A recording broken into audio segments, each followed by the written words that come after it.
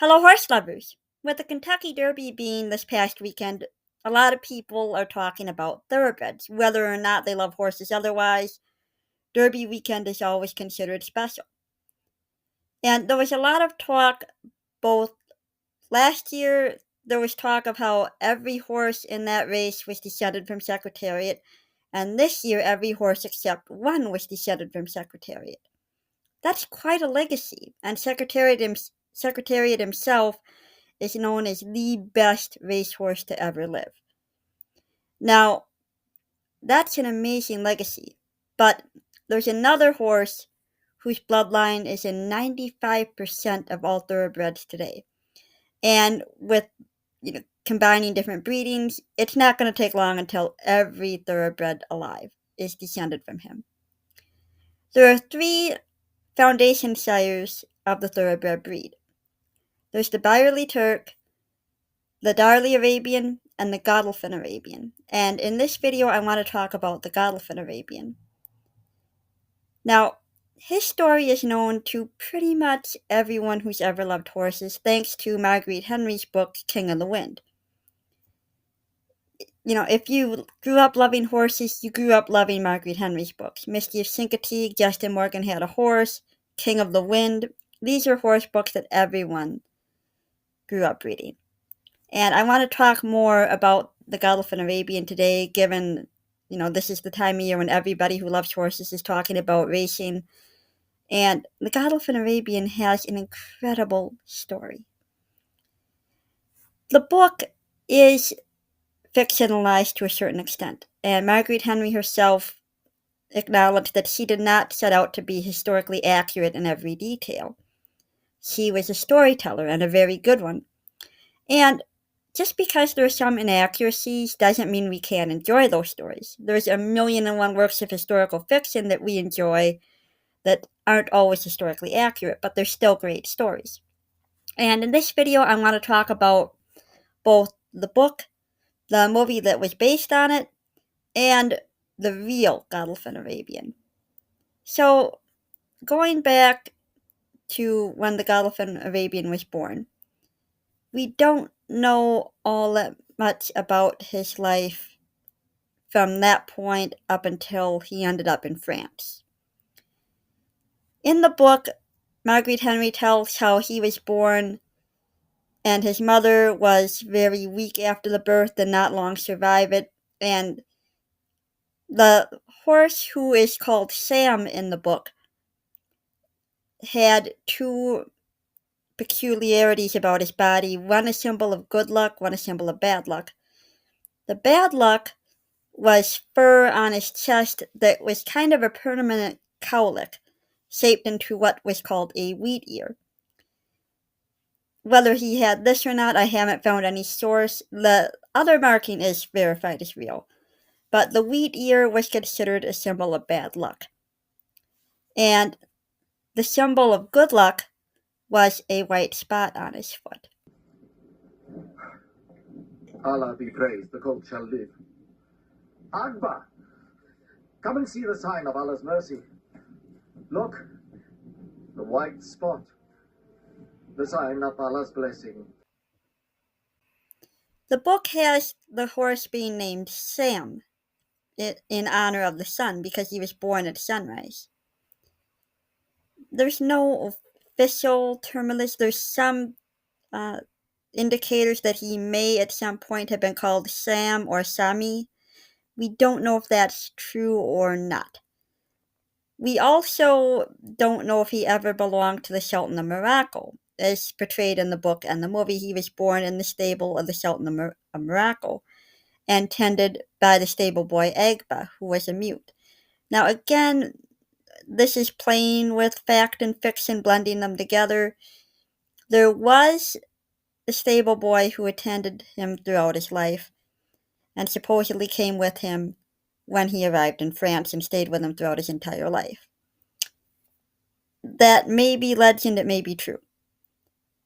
But it does help to tell the story because the story is told from the viewpoint of Agba, who sees, of course, everything that happens to Sam throughout his life. I'm going to call him Sam just because it's easier for the sake of storytelling than saying the Godolphin Arabian. And there's a reason why I think there's actually a better name for him than the Godolphin Arabian, but I'll get into that shortly.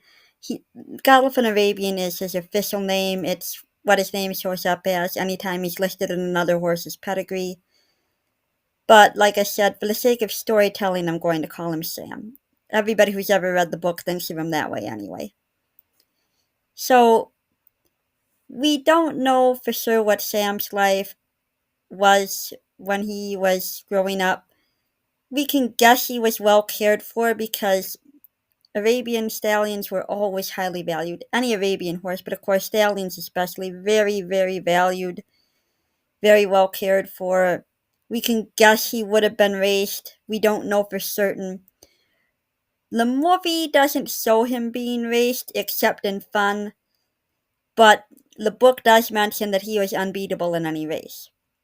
Well, life was good until he was sent to France. Now, the book says that he was sent by the Sultan of Morocco. In actuality, he would have been sent by the Bey of Tunis, Bey being spelled B-E-Y. This was a governing official of a province during the Ottoman Empire, and he decided that sending an Arabian stallion, or according to some sources, several Arabian stallions, would make a nice gift. As a token of eternal love and affection to His Royal Majesty of France, I will personally choose some of the finest horses from my stables and send them as a gift to King Louis. Now, to send this kind of a gift was a huge deal. These horses were incredibly valuable. And it was very hard to convince anyone to even sell one of these, much less give them as a gift. In fact, Marguerite Henry recounts in her book, The Emblem of Horses, that it was considered unworthy to sell one of these horses. And it was a huge deal to give one away. So, this was a very nice gift. I can't overstate that enough. And yet, they weren't treated the way that kind of a gift should be treated. The story goes that, at least according to Marguerite Henry's version of the story, that the horses were denied proper food on the trip.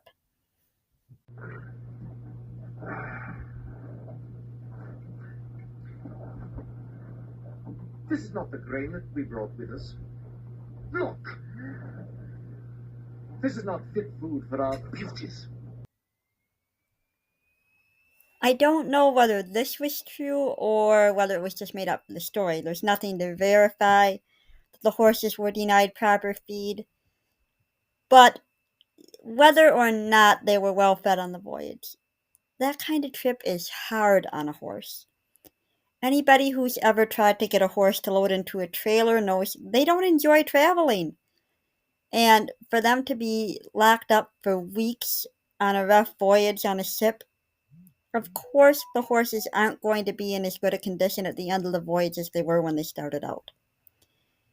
That, combined with the naturally small size of an Arabian, meant that when they arrived in the court of King Louis, they were basically just laughed at rather than appreciated as a wonderful gift. They are rather small horses, are they not? Indeed, Your Majesty, miserably so. Compare them with your own mount.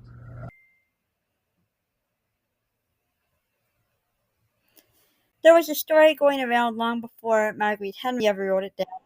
After everybody at the French court got done having a good laugh, they said, let's send the other 5 Arabians to be cavalry mounts for the French army, and let's take this little one with the bad attitude, Sam, of course, and we're going to make him a cart horse hauling groceries from the market for the French palace.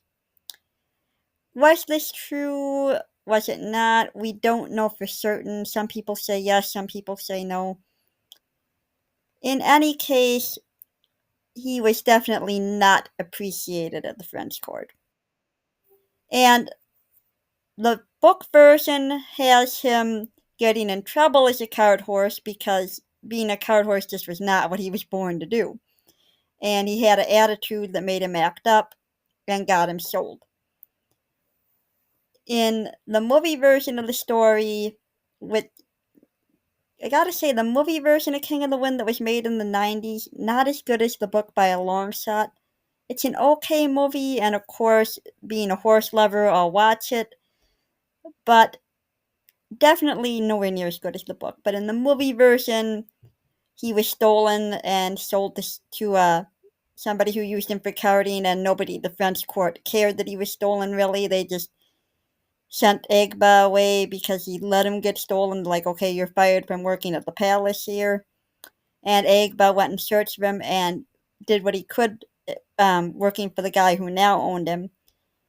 But whether he stayed at the French court as a cart horse, whether he was sold, whether he was stolen, which was absolutely made up by the movie because we know he was not stolen from the French court at any point.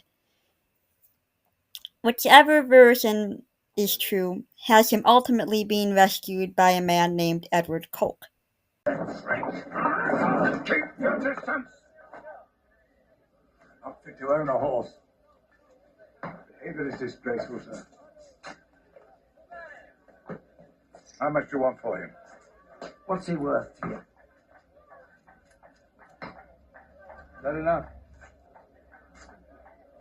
Plenty. After doing research trying to sort out what's true about this horse, what might be true, and what's absolutely not true, after doing the research, I've come to really wish that he was known to history as the Coke Arabian, because it was Edward Coke who really had the biggest hand in shaping this horse's life. Did he actually save Sam from being a cart horse? Probably not, because that probably was never true. Even though he wasn't valued at the French court, they probably just had him hanging around the stables. I think the most likely version of how Edward Coke ended up with him is he was well connected with the French court, even though he was an Englishman. He had friends in the French court, was most likely invited there, and happened to see the stables and said, I like that one. You want to sell him? Yeah, we don't want him anyway. You can take him. Take him cheap. We don't care. I think that version of the story is the most likely.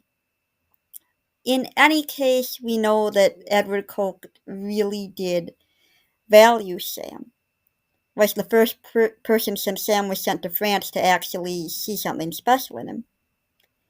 In the book version of the story, he's just the kind of guy who wants to give the horse a good home, take good care of him, takes Egba with him so he can stay with the horse that he loves. In the movie version, he has dreams of racing Sam at Newmarket. Newmarket was the English equivalent of the Kentucky Derby at that time. Huge deal, and Mr. Coke saw that this horse really could win there. And one of my favorite moments in the movie version is where he himself takes Sam for a ride, and clearly they enjoy being together and they are friends.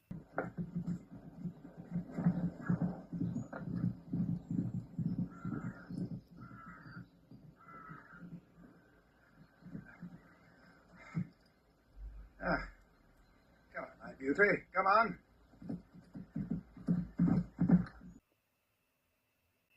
There's different versions of what happened next. The book version is that Sam almost really seriously hurts Coke's son-in-law, who was not a good guy. This version is not true. Neither is the movie version, which has Coke dying before he can race Sam. Now, it is true that Coke did pass away while Sam was still in his ownership, but he never planned to race Sam. Sam was too old to race by this point. Not an old horse, but past prime racing age. What Edward Coke used him for, there's different accounts of this as well. Some versions say that Sam was used as a teaser stallion.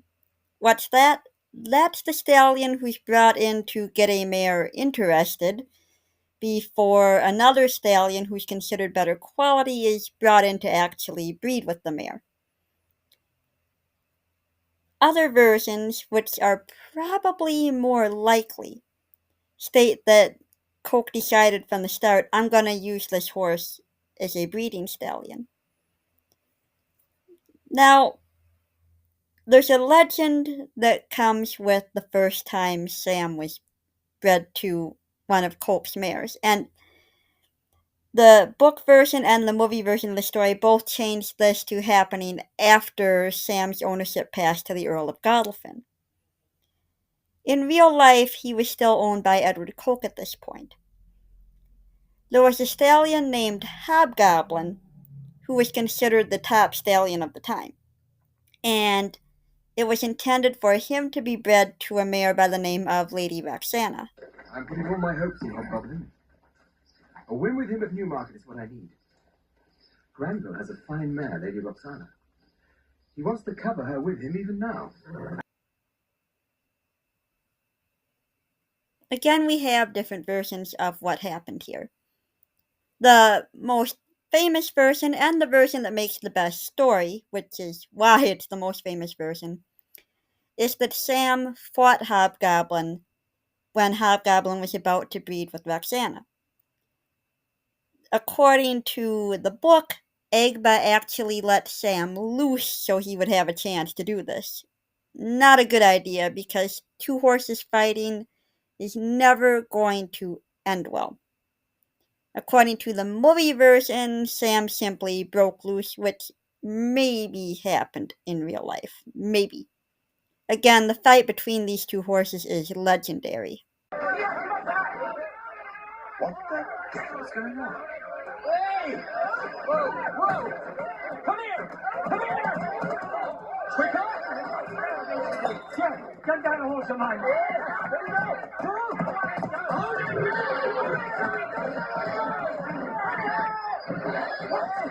Quicker, separate those horses!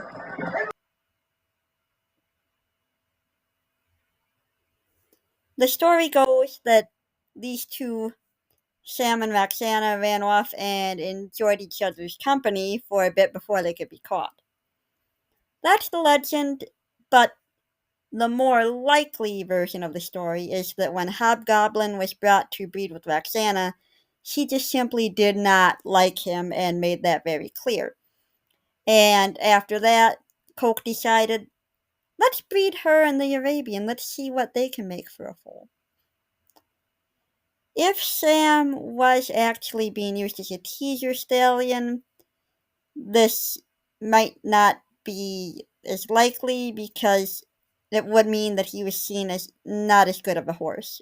Now, whether or not he ever was used as a teaser stallion, that's debated. It might be that Coke always planned to breed him with some good mares, and he basically thought right away, after Roxana didn't want anything to do with Hobgoblin, yeah, I think these two would make a good pair. I think that's far more likely that he simply knew a good horse when he saw one. In any event, the result of this was a foal by the name of Lath, and Lath grew up to be an incredible racehorse. It seems I was too hasty in my judgment. Good and bad exist together. Look. Lady Roxana and her son. Sham's son. Lath. He's shaping into a fine racehorse. Lath went on to have a great racing career, and seeing how amazing Lath was, it was decided to breed the Godolphin Arabian to Roxana again. Now, a few notes on that. Remember I said that Sam was owned by Edward Coke at this time, even though some sources say that he was owned by the Earl of Godolphin already at this point. There's this dispute among sources over when this transfer actually happened. Do not read the Wikipedia article if you want accuracy. I looked at that, and there are quite a few mistakes in the Wikipedia article. In any case, after Edward Coke's death, Sam eventually was his ownership transferred to the Earl of Godolphin, hence the Godolphin Arabian, although as I said before, I really feel the Coke Arabian would be a lot more accurate. One more note on that. There's dispute over whether he was an Arabian or a Barb. What's the difference? A Barb is bigger built, longer backed. According to portraits made of him at the time, far more likely he was an Arabian, and DNA tests today that have been done tend to verify that if you could trace his line back from his descendants, there's Arabian DNA there. So almost certainly he was an Arabian. Now, I mentioned the Wikipedia article not being accurate. The Wikipedia article, at least the main one on him, have his foals by Lady Roxana being listed as Lath, Cade, and Regulus. The sad truth is, Lady Roxana died after she gave birth to Cade. She died 10 days later, and Cade was raised on cow's milk. Regulus was actually by a sister of Lady Roxana, was Regulus's mother. The Godolphin Arabian had many more foals besides just them, and among his greatest descendants was his great-grandson Eclipse. There was a famous saying, Eclipse first, the rest nowhere. If you're going to the races and you're bringing your horse and Eclipse is running, just go home now. Don't even embarrass yourself. Eclipse is going to win. We all know this. So his legacy lives on in his descendants to this day. And I wanted to share a few models that I have. I actually got these when I was at Minnesota in a thrift store. Here is the Godolphin Arabian himself. You can see the famous white spot on his foot, although it does not have the wheat ear marking on his chest. He doesn't have the little cowlick. But there's the Godolphin Arabian. This is the Lady Roxana, made in the Duchess mold of the Black Beauty family, which is pretty fitting because they have Lath being in the Black Beauty mold. So, the most famous model is Sam. I don't actually have that. It shows him more, it's a traditional scale model, which means the big model. It has him in a bit more of an active pose, head turned a bit more. I don't have that model yet, but I keep collecting. There's a very famous portrait of the Godolphin Arabian at Windsor Castle, and I've actually seen this portrait. And there's a description around it saying that he was allowed to refresh the blood of the English horses more than any sire before him. And I'm going to share that portrait with you now. I think it's a beautifully painted portrait of him.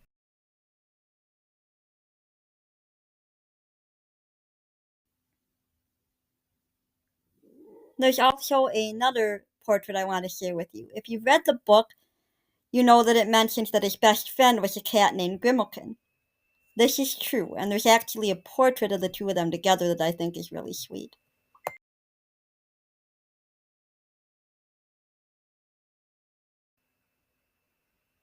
I came across different sources, and again, like so many other things with the Godolphin Arabian, details are disputed. Some sources I found say that he lived to be 29, others say to be 32. But either way, he lived a long life for a horse at that time. That's a good age for a horse even today. And his legacy will always live on in the thoroughbred breed. His gravesite is at Grogmagog Stables, which was the Earl of Godolphin's home. And his grave can actually be visited today. It's open to the public. So, he's always going to be remembered for the mark he left on the horse racing world, and on the world of horses in general, because you think about what breeds have come from thoroughbreds. You know, for example, the Irish sport horse, which is a classic eventing horse. And anytime you watch a race today, those horses are descended from him. So, pretty amazing. I hope you enjoyed this video, and If you've never read the book, I highly recommend it. I know most people have, but on the off chance you haven't, it's a great book. If you haven't seen the movie, don't expect anything spectacular in my opinion. It's well done, but somehow after reading the book, it left me a little disappointed to see the movie version. Still a good movie, but not what I was expecting. It tells the story pretty accurate to the book with a few minor changes, but somehow it didn't quite live up to what I had hoped for. But even so, it's worth a watch. If you haven't already, I hope you'll check them out. And until next time, keep horses in your life.